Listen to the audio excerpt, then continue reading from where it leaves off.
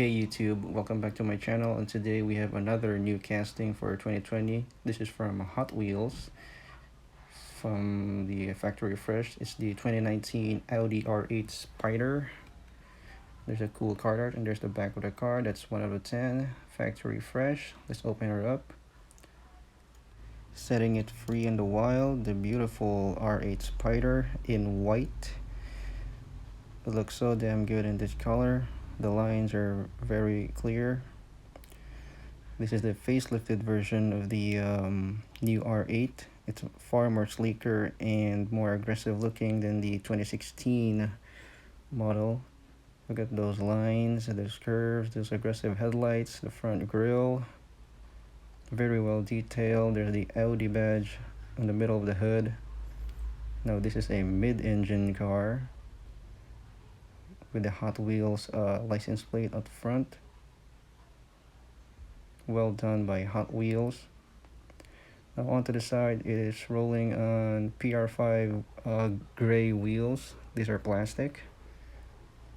It has side mirrors, so that's very nice of Hot Wheels. Metal body, plastic base. There's a cool little gas cap on the right side.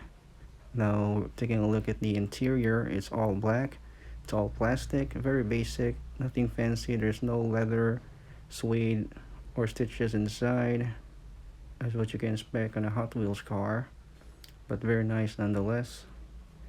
Now onto the rear, it has a good amount of details with the taillight tampos and the Hot Wheels license plate.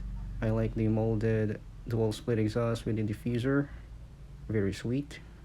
I'm glad that the tamper works are in the right place, but do note that some other Hot Wheels have a sloppy execution of their tempo details, but glad nothing to report here.